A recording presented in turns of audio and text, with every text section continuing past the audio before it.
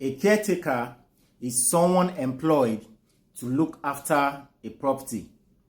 A caretaker is the representative of the landlord. It's like noun and pronoun.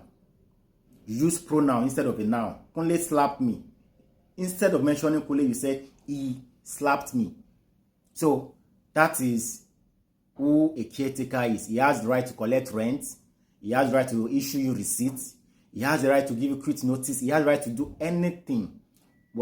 Whatever power the landlord has over the property is the same power he has over the property. So that's a caretaker. All right. So sometimes you will not see the landlord till Jesus comes, but you will most likely see the caretaker. All right. So that's the job of a caretaker. Then who is the landlord? The landlord is the one that owns the property and collects rent per time. Per time. Why I said per time? Because your landlord today might not be your landlord tomorrow in the same property. Your landlord today may sell the property to somebody else. Then the new buyer has become your landlord. In fact, you can have more than 5 landlords in a year at different times in a year. At different times in a year. Okay, for example, let's say your first landlord collected rent from you, and after a month, he can decide that, okay, I want to give out this place in a lease to somebody. Then he found a buyer. The buyer bought it, paid for 20 years. That new buyer has become your new landlord. You don't have to report to your old landlord again. The new buyer has become your landlord. Okay, let's say the new buyer now say, oh, I want to travel out and I've invested this money here. Okay, I want to sell this place. He found the buyer. He sold the place, used the money to travel out. That new buyer has become your landlord. Though the whole thing is happening under a year, that means you have had about 3 different landlords at different times.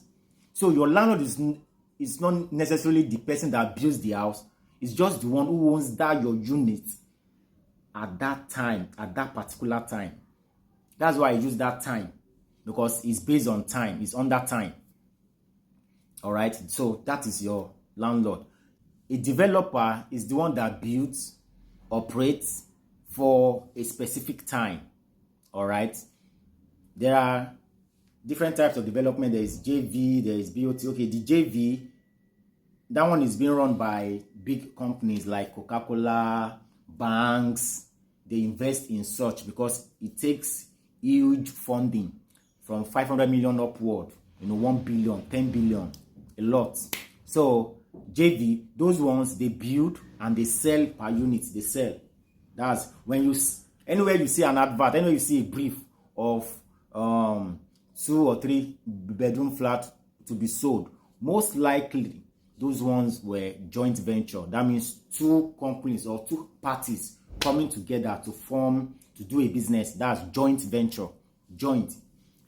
So but now I'm talking of renting. So the developers that build and rent.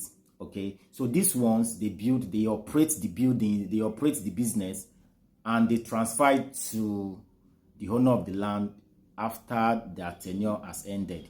Okay, so a developer is the one that builds, operates, and for a short period of time before they transfer it. Okay, that's BOT, build, operate, and transfer.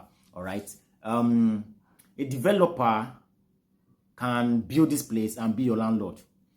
At the same time, he can build, rent it out, and yet not be your landlord. Okay, in the sense that he can decide to let the apartment out in a lease. If you don't know the meaning of lease, check my last video. Okay, a developer can build it now, collect rent, sell that place to another person. Another person can sell it to another. It can be sold to so many people at different times. Okay, so the latest buyer will be your landlord. You yourself can be your landlord. You can even buy the place you are staying, if the landlord is open to such a business. Okay, so that's how it is. Real estate is for the realest.